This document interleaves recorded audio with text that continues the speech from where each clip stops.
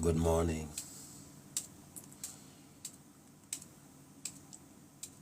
to all the early morning risers, 18 minutes after 4 o'clock. And if you're following this man,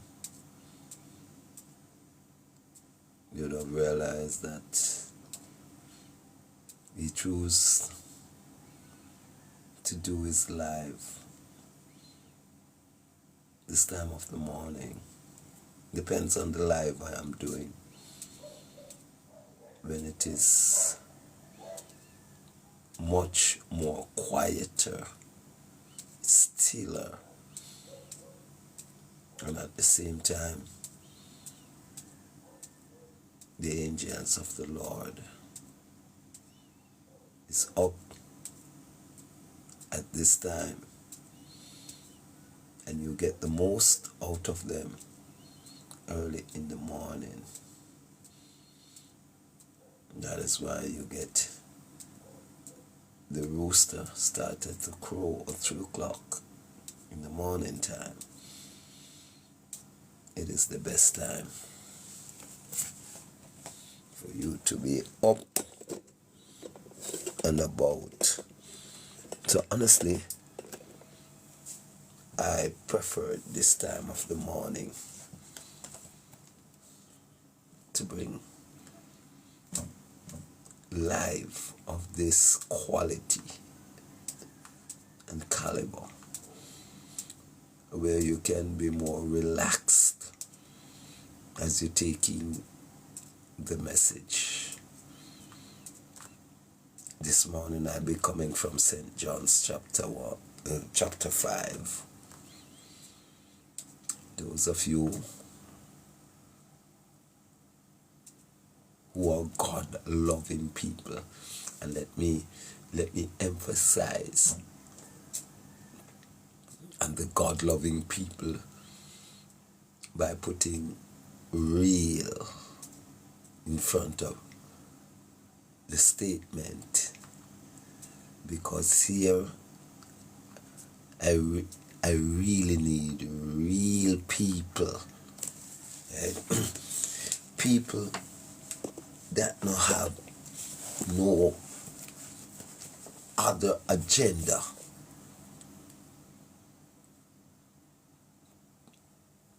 but just the love and the reality of the Almighty. Yes, real people who understand the thing, right? I get the most of the ego ones must be sleeping now, or drunk or something. So I'm expecting real people, right, to have a say, to have a comment, right, to add to this life, to take away from this life, because this life is to educate, also to eradicate, then to emancipate. That's what this life is about. Any others like me who wanted the same thing for a coming generation, don't shy away, because sometimes when I'm on live, it makes me feel like I'm a John the Baptist. I'm alone, the lone voice in the wilderness for righteousness. Sometimes I really felt that way, right? I really and truly felt that way, right?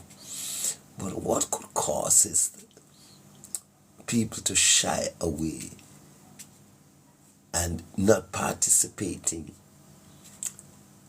in true words, reality? What could cause that?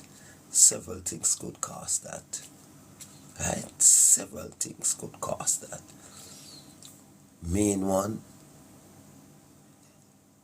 that's not a real person. A real person would come across to you real and said, For instance, I said something that you don't understand, you don't like, and it don't sit well with you, you would be real and you have a comment section, or you request to come in the box and you would have said A, B, C. No, sir, I think it's the other way around, and we have a dialogue. That is the action of real people, right?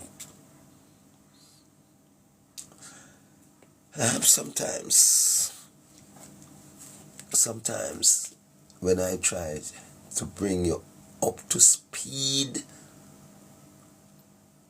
of what you are doing, which seems so righteous, I pick up a few more enemies for doing so. But the book always said in Proverbs, never you try to correct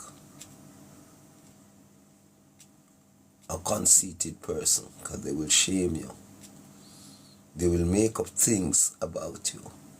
Yes, persons who are conceited. And a conceited person is people who would have seen and known the right thing, but yet they won't support it, right? They won't support. All right. For instance, now, here is Chisoma. Were you a preacher before? Right? Good question.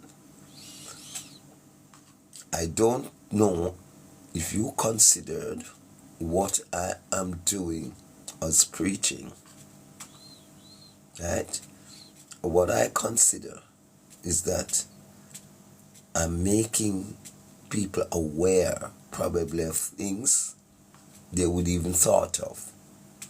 Right? So I do not know if that's your definition of preaching.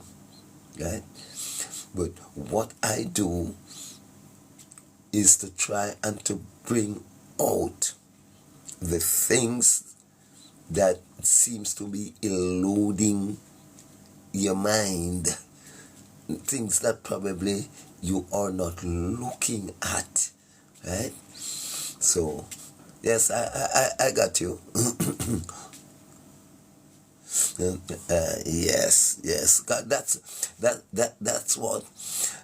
Although it was prophesied that I'm a healer, a preacher, a teacher, and a discerner, I've seen all of them. I see myself doing all of what they prophesied over my life, 2005. Right?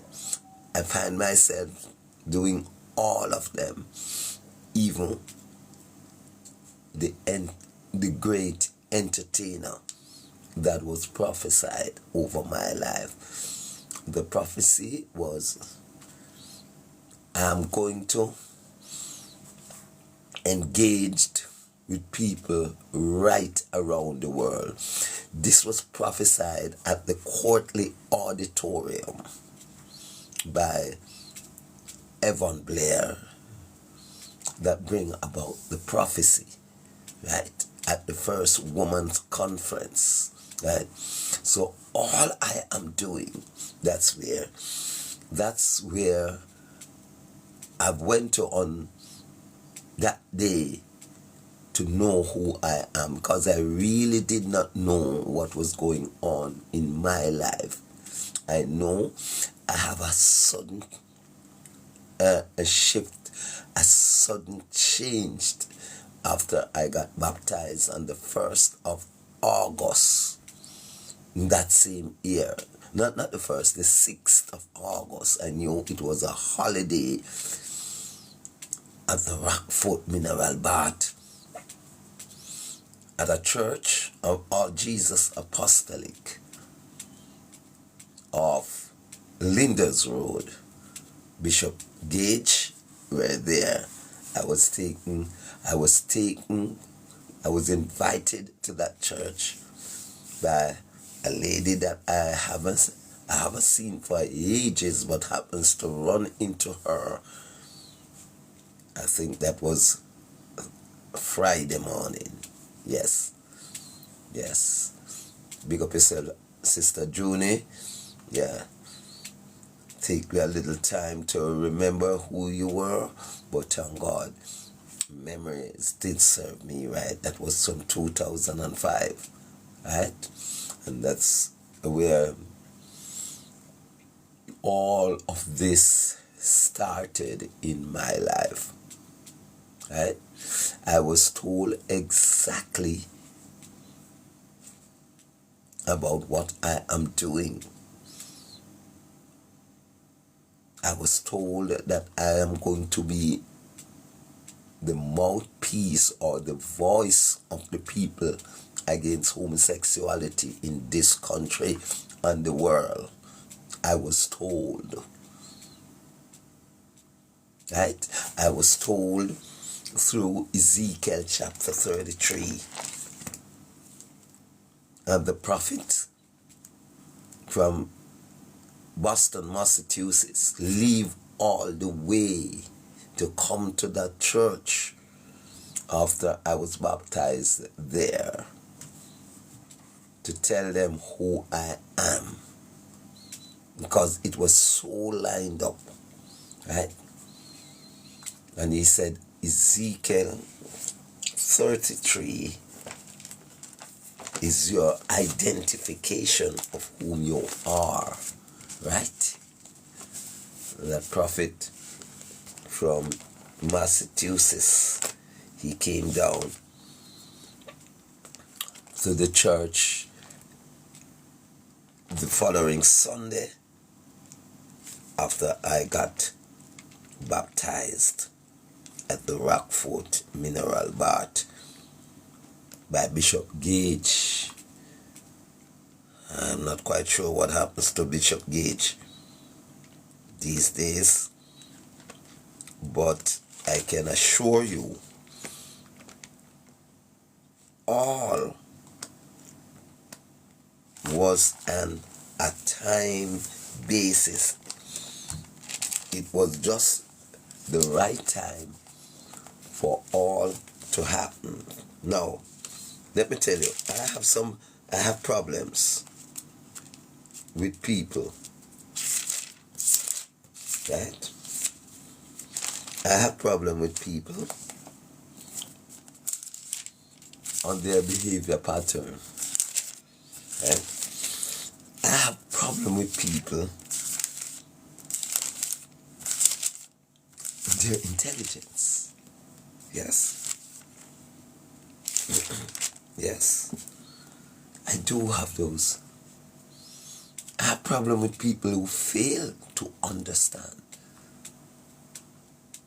I have problem with hypocrites, liars. Yes. I have problem with them.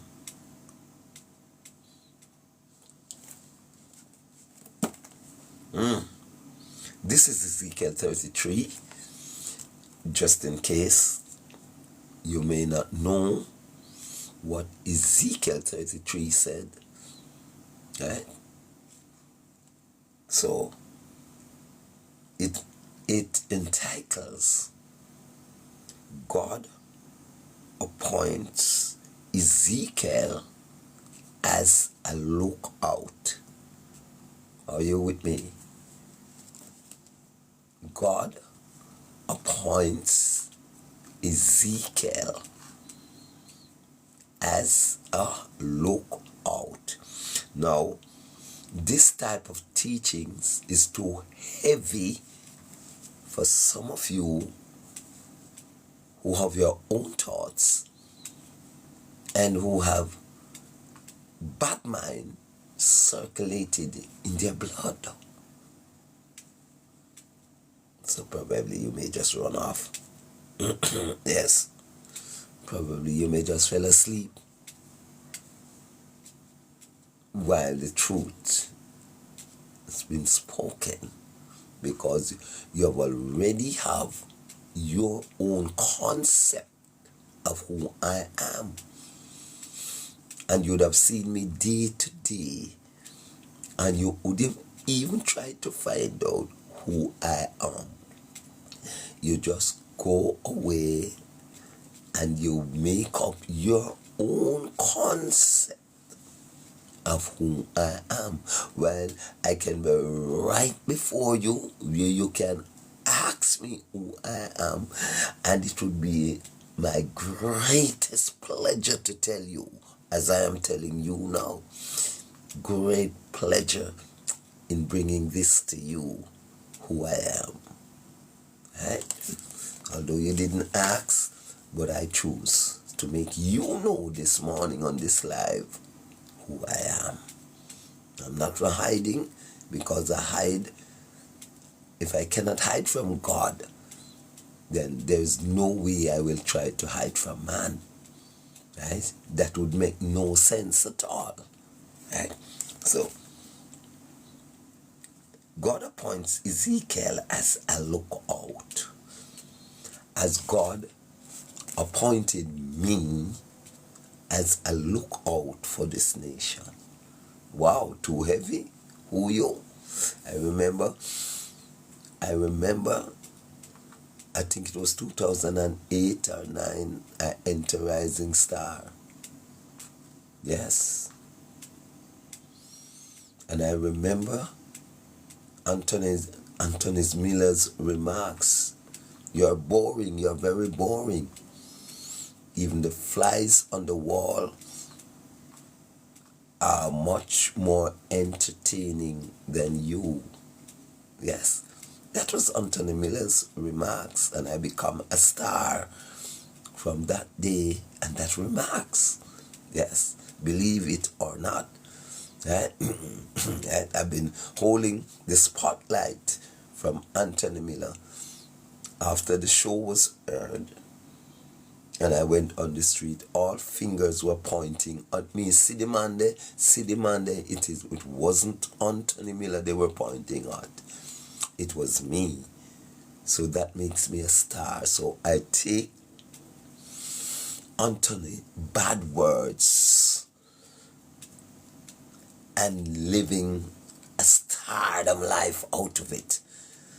And I thank him for that. Out of evil, comfort, good. So the Lord has turned around everything for me.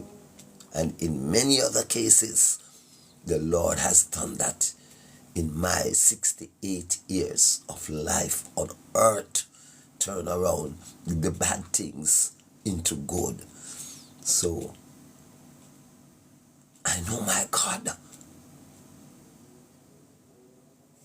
I don't know what your God has done for you, but I know what my God has done for me. And if you wish for me to share it with you, I share them with you. Right? What my God has done for me, this man. So that is why I'm so zealous. Right?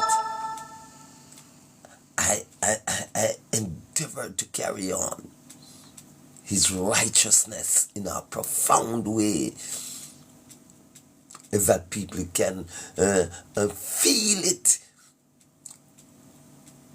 without being too highfalutin, segregating myself, separating myself, right, from others. I uses their language. Yes. I uses their style. When Jesus walks earth, he the same. They criticized him and they crucified him for all the good that he has done. Come on. So don't you expect anything better, right? Now, I watched a video before. Probably that's what prompted me to do this video. I was watching a video on YouTube, and I heard someone was speaking.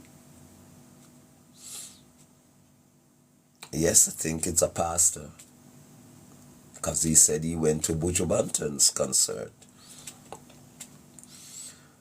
and I think he had gone to Sting, but he said he had gone there to witness that. Nothing wrong with that. But further down in his delivery, it makes me started to wonder. Yes. He said there's a prophet, I don't remember prophet what I'm saying name, that said he will be going to, I think he'll be going to Vybz Kartel concert. And he's saying to that prophet, he said he knew that he is not going there to witness. He said, knowing prophet something, and I don't remember the prophet, but knowing you are not going to witness to the people. That's judgmental, Pastor, I do believe. The other thing he said that make me trying to cancel out all that he was saying. When he said that he knew that the prophet is going there to seek attention, because he loved attention and he loved when people speak about him. Now tell me, which human being in the world don't seek attention? No. Now tell me. Right? From your gospel school, you were taught to be attentive.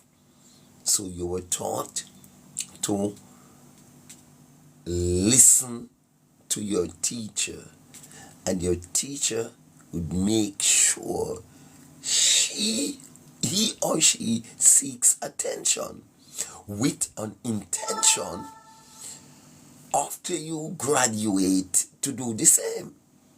So, Pastor, I mean, I understand you. And I've been hearing all of these thoughts about other individual say is seeking attention.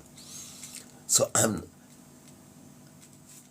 the question I want to ask, to seek attention is wrong? Now, that pastor that said that in the video, when he goes on the rostrum to preach, it's not attention he wants. What that pastor want? No, these are the type of thing that don't miss my ears. Right? I'm very quick on these things. Now, that looks to me or sounds to me as jealousy or bad mind. I was put out of a church 65 Rosalie Avenue, they call it the New Testament Church, by Bishop Roberts. Yes, I was put out of that church by Bishop Roberts, saying that when I am worshiping, I am getting all the attention. How did Pastor Bishop Roberts sees that while he's supposed to be worshiping too. So he is there watching who is getting the attention. And he becomes jealous. He said, nobody paying attention to him. Everybody is looking at me. Mark you, when I go to the church, Bishop Roberts was on vacation. He weren't there when I've been there. I baptized in that church by the Reverend and the late Ronald Blair at Bay Farm Road when he has his tent there. I baptized there in a pool just right where the police station, the Olympic Gardens police station is right now.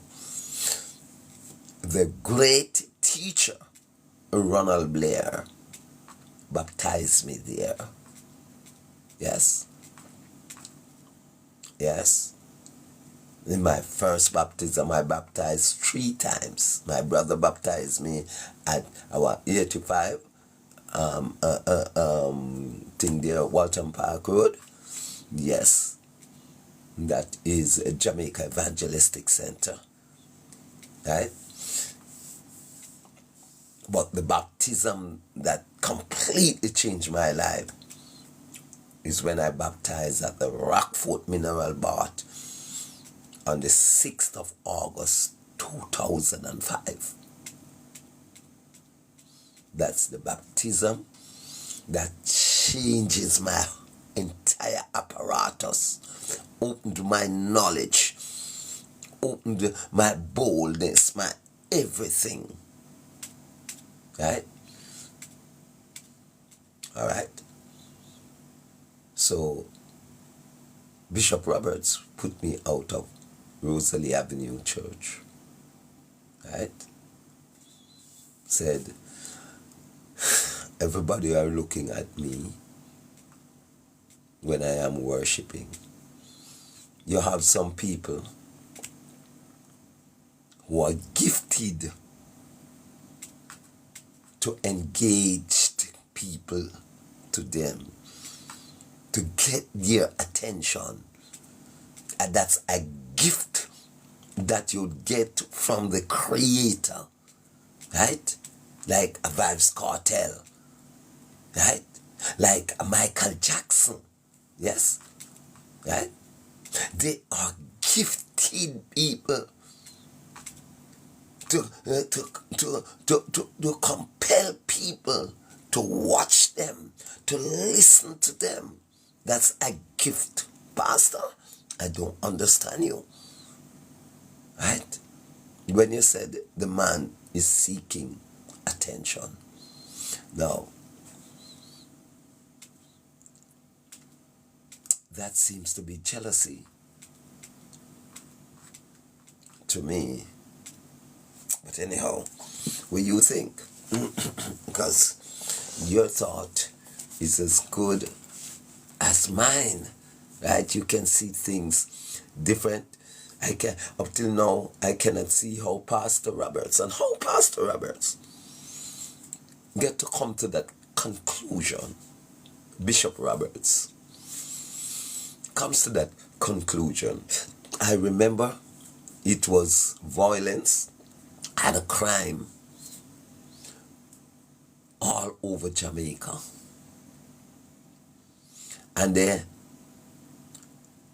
And Mark Shields, the assistant commissioner of police, and Colleen Davis were the special guest at that special church service for crime and violence at Rosalie Avenue Church this Sunday morning. One, Colleen Davis was the sweetest voice I ever heard. Yeah? I'm singing secular songs according to them until she go over to gospel. She was still my favorite. So I was completely turned up as a worshiper to worship God and calling well out, behold he comes, riding on the clouds. And the Spirit of God took me over in that church that Sunday, right? And I started to worship. Yes, I started to worship because I felt Colin Davis' commitment. I felt Tommy Collins' commitment. I felt Mark Shields' commitment. I felt God in the house. And I did not make fun to let it go. And to my surprise, the following Sunday, I went to church. And when I love praise and worship, and when the praise and worship was about to start, I felt someone touch me on my shoulder and said to me, Bishop wanted to see you in his office.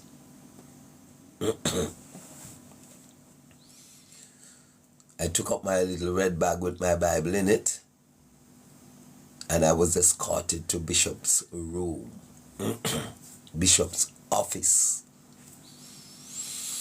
Bishop said to me,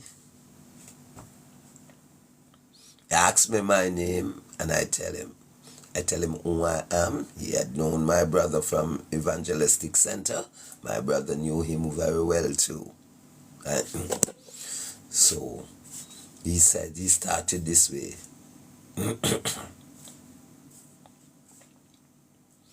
I don't know you, but I know your brother. And I weren't here. And ever since I've been back, I saw you worshiping in the church. Right? I said, yes, Bishop, yes, I'm a true worshiper. I love to worship. He said, yes, but I realize that when you're worshiping, nobody paying me any attention. All the attention is on you. So my very quick question to Mr. Roberts, then to worship is a bad idea. And he said, not really. But we could say the way you worship is inappropriate. I said, really? I said, how comes? He said, because all the attention is on you. Nobody seen me on the roster. I said, really? So I asked then, so what do I do? And he was standing at the door, and he opened the door and showed me the door. Yes.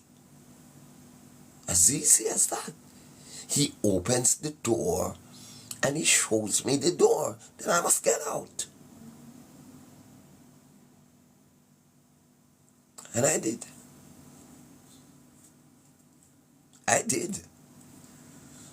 I did get out. But I want to tell you another little part of that story.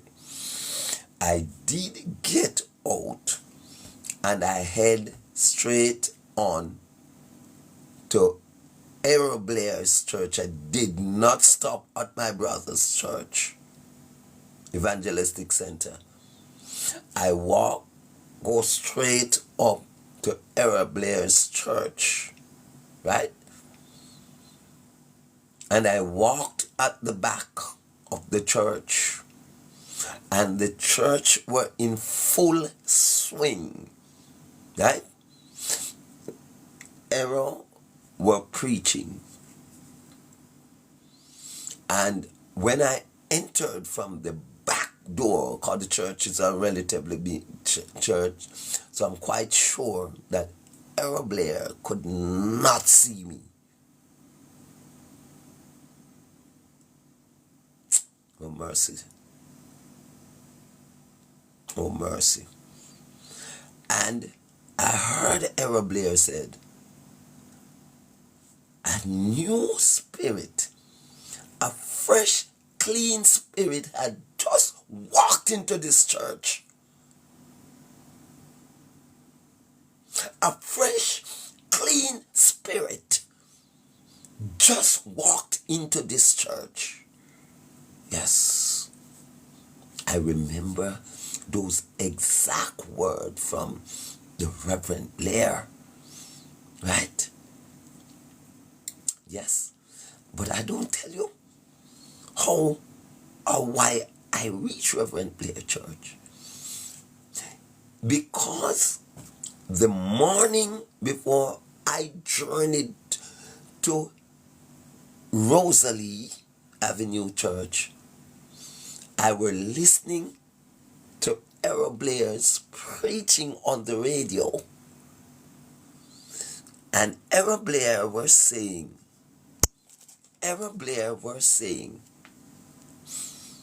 please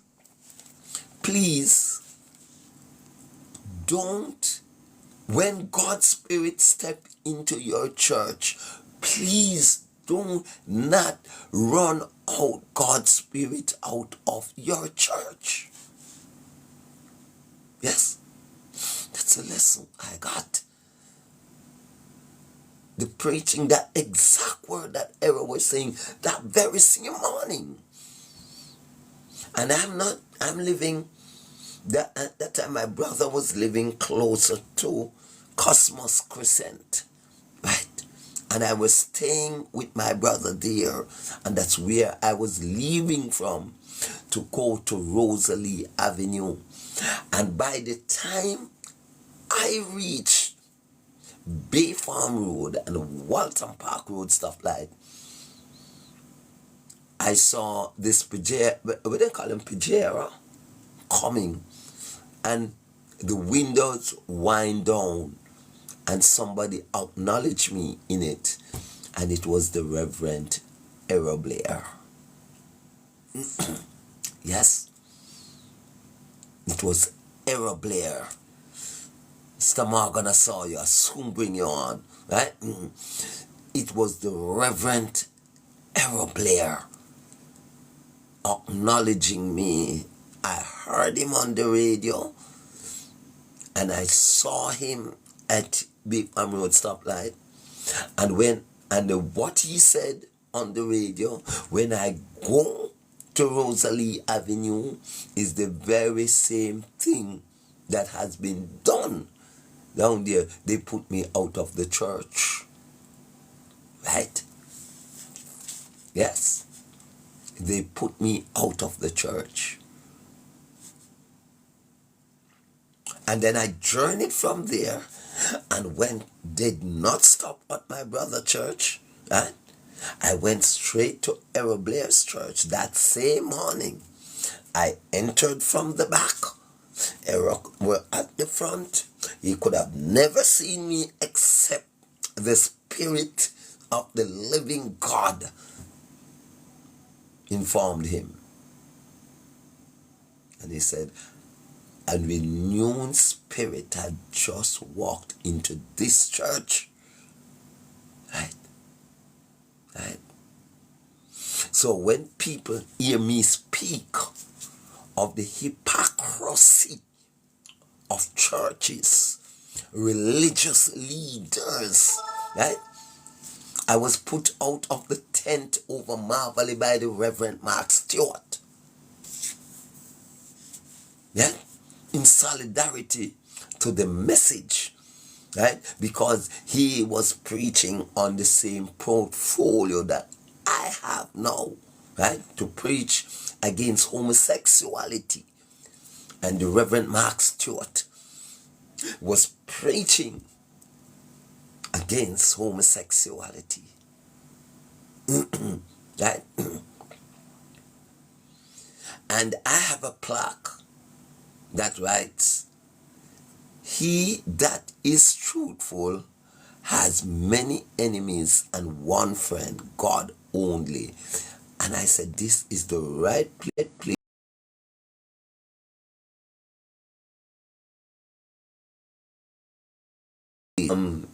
to hold up in solidarity to what Reverend Mark Stewart was saying. Yes.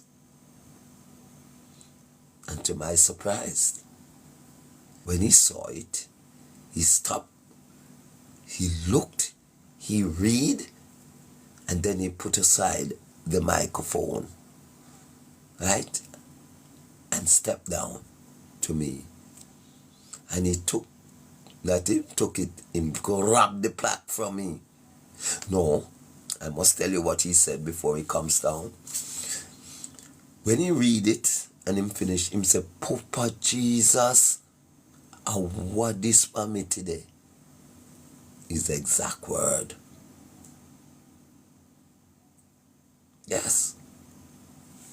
And then he come down in the audience, and he grabbed the plaque from me, and he tried to tear it, but it was laminated, so he couldn't. Right? And then he grabbed me in the waist of my pants and flung me through the tent. Yes. Yes. And the church sisters, mainly the sisters, with cheers, they lift up their cheers. "Blood of Jesus against you. The blood of Jesus against you." Yeah. Yeah. The blood of Jesus against me. I humbly knelt down at the side of the church and I prayed for the Reverend Mark Stewart. Yes. Right. Right. I prayed for the Reverend Mark Stewart and asked of God to forgive him because he knew not what he has done. Yes. He knew not what he has done. There were some happenings after that if I mention them, it may look as if I am rejoicing. Right? I am not rejoicing. Right? Neither with Bishop Roberts. After he had done that, and let me mention them. After he has done that, Pastor Roberts got a stroke. Right? My brother, my sister, you pay for anything where you do, good or bad. Let me tell you that. Right? He got a stroke. Yes. For Mark Stewart, I think is one of his motor car or something is he endured a fire. I don't want to say exactly what, but I knew after that he was into some fire destroy some of his appliances and his equipment and all of that. Let me tell you something, man. You pay for everything what you do that is not of God. You're going to pay for it. Right? Right? You are going to pay for it. That's why when you see, if you can't say good, don't say bad. Right? You know? Because God has a way of disguising himself into people and presented them to you. I was hungry, you did not feed me. I was thirsty, you gave me nothing to drink. I was in prison, you did not visit me. Right?